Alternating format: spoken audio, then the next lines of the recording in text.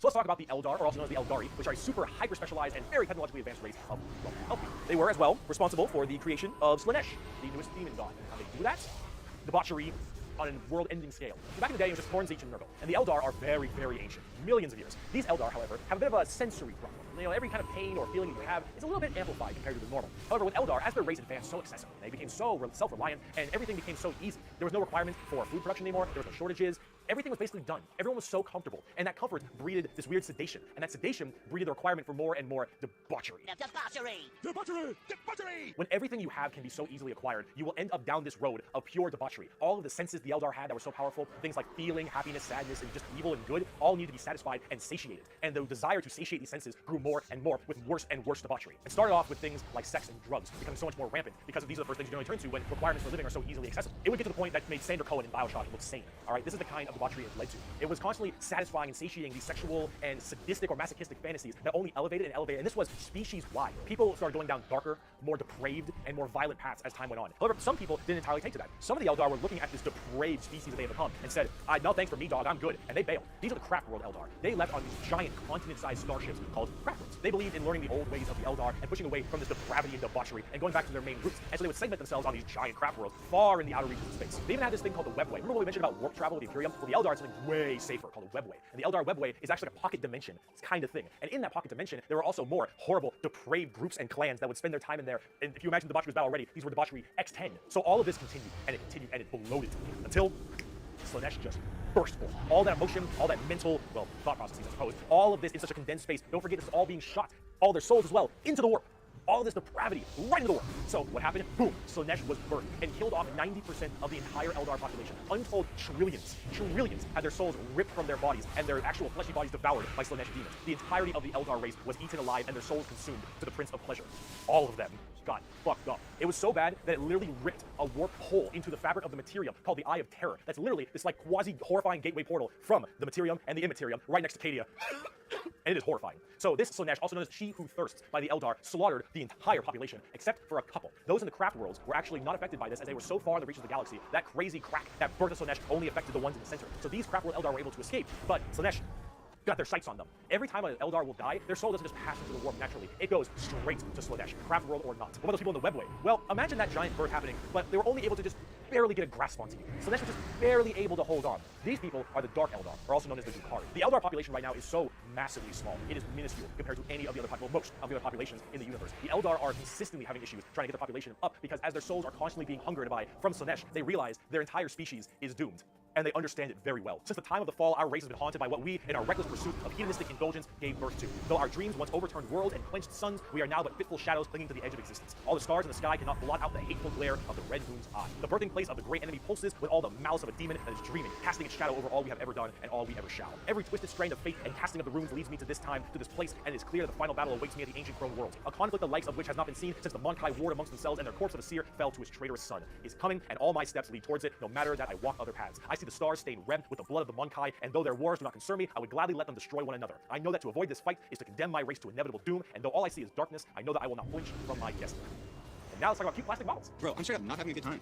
The first playable race we have for the Eldar are the Craft World Eldar, and living in those Craft World stars I mentioned earlier, and each of them have their own kind of Craft World open space between each, and each Craft World is in itself its own special kind of crew. And the Eldar themselves are very fast and reliable on trickery. They are squishy, a bit weak, but they're very in tune as psychers. Tons of psychers across the entire Eldar population, and their weaponry and abilities are fast and extremely hard-hitting, but of course rather fragile. Understanding an Eldar's brain is an exercise of futility. They are all over the place in confusion and trickery on a whole galactic scale. They fight weird, they think weirder, and Eldar, in their own right, really rely on this to keep their species alive. They need to think about deception and strangeness of what they do if they truly want to not be immediately murdered and slaughtered wholesale thanks to their entirely small population. However, I must say that it seems like their population is getting slightly better. These craft worlds hold millions upon millions of people, and as they continually, reproduce and have their craft worlds expand, losing a few people in battle, while hurts a lot, they aren't really losing what's extremely precious to them. It's not like every single death means that their species. It's kind of on the upturn a little bit. There's still a doomed race being sucked into Slaanesh every time someone dies, but they are definitely doing a little bit better than they were before. Eldar are fast, cunning, and what they don't make up for in tankiness, they make up for in extremely advanced weaponry. They also call humans Monkai, which is something I mentioned earlier. That is a derogatory slur for humans in the Warhammer world. Why is it called Monkai? Well, it's because you can't, in your game, call people monkeys. On the tabletop, exactly what I said. Not very tanky, generally pretty squishy, hit like trucks, and move at Mach 5. Fast, hit hard, die fast.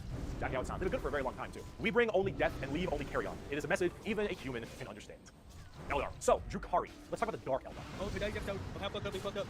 Yes, Doctor. So those people I mentioned in the webway, in the super deranged cults and the depraved people of the Eldar, in the webway, they didn't quite get a hold onto them. Slaanesh like has them, but it has them on like by the pinky finger, and they're slowly being consumed by Slaanesh. But they found out they can stave her off by doing Slaanesh things. The Dark Eldar are, by far, the worst, most horrifying, disgusting, depraved, and brutal race in all of Warhammer 40k. These are entirely a group of people whose full purpose to save their species from extinction, to go into planets, raid them, and take as many slaves they possibly can to torture them for 1, 5, 10, 20, a million years, because that torture will keep them from dying. They look very BDSM style too. They don't have a lot more spiky bits, and they have a lot more of that kind of leathery black look to them. But let's say you're an upstanding Imperial citizen, living life on a regular planet. You get invaded by the Necrons. The Necrons will shoot you with a deatomizer, and you will be destroyed in a millisecond, and that's it.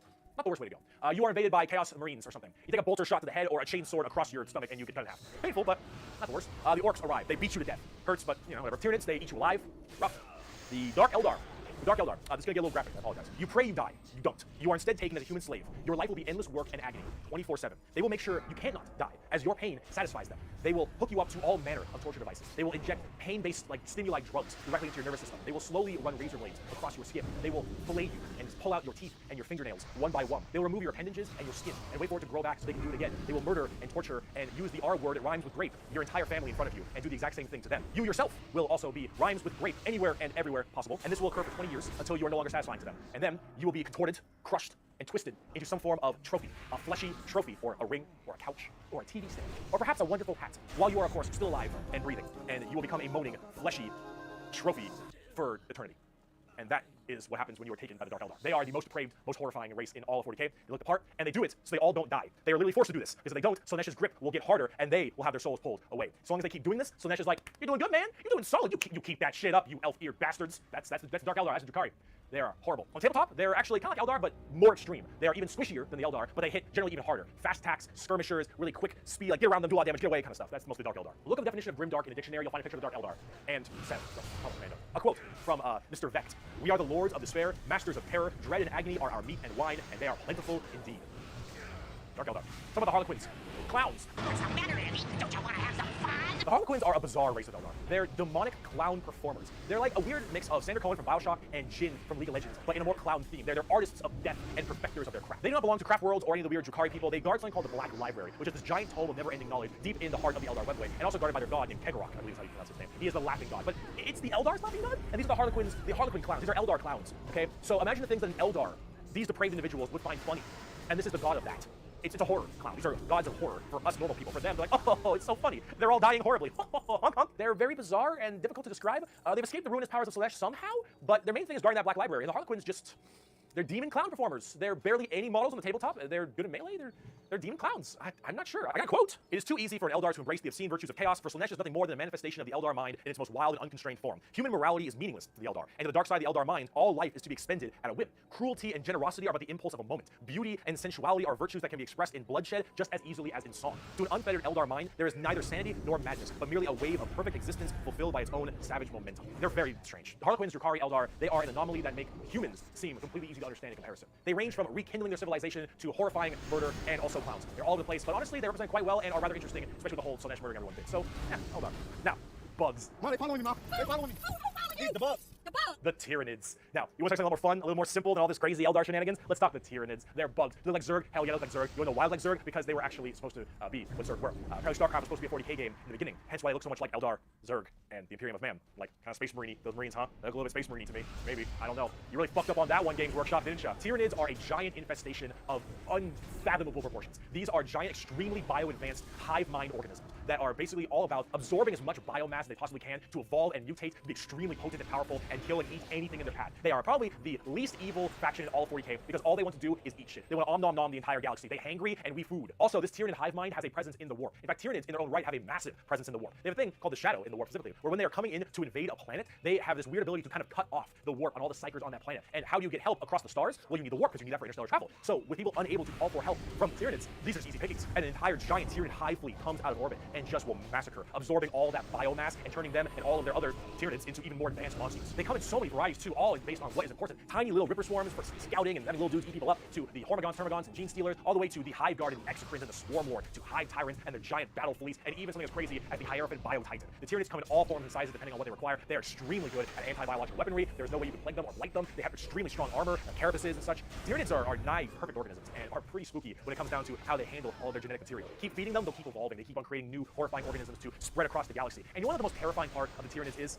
We may be surrounded. There have been around 6 or 7 Tyranid hive fleets, Behemoth, Kronos, all these different kinds of hive fleets, and they've all arrived in the galaxy from different points. Different sections of the Milky Way galaxy have had different Tyranids come through. And that is horrifying, because as far as we know, we could just be surrounded on all sides by Tyranids. The only reason you may not hear a whole lot about Tyranids is because it's a little bit hard to have a bunch of story off of one hive mind genocidal monsters. All these giant bugs swarming in, killing and eating everybody and evolving. I mean, as cool as there are some cool characters, the Swarm Lord, Old One Eye, you can't really have a whole bunch of major character-based stories around them. As awesome as they are, they're simple. They want to eat you. They want to eat you and absorb your biomass. They are simple bugs. You want something a little more complex? Talk Gene Stealer cults. I can have all the pot I want, I get around faster than walking, and wherever I need a seat, I can just sit on my balls. Gene Stealer cults are a special brand of Tyranid that can slowly infect themselves into different kinds of society. And by infecting them, they can rise up to where they all pray and believe in these regular humans, pray and believe into their Tyranid hive mind gods. And these brood lords and I think they're called patriarchs all can turn an entire world all based into Gene Stealers. And these are called Gene Stealer cults. An entire hive world of the Imperium can be turned into nothing but servants of the Tyranid masters just by infecting them and screwing with their genetic code a little bit. That's not as cool like Mad Max look. Really they are definitely one of the bigger threats to the Imperium besides Chaos. I keep saying biggest threat to the Imperium. They're up there though, because you, dingus, stepped on a bug in middle school. Asshole. There is a cancer eating at the Imperium. With each decade, it advances deeper, leaving drained, dead worlds in its wake. This horror, this abomination, has thought and purpose that functions on an unimaginable galactic scale. And all we can do is to try to stop the swarms of bioengineered monsters it unleashes upon us by instinct. We have given the horror a name to salvage our fears. We call it the Tyranid race. But if it is aware of us, it must know us as nothing but prey. Tyranids, they're cool. But I mean, it's cool with the orcs. Every screen's gone red. That means I'm super fast. Orcs.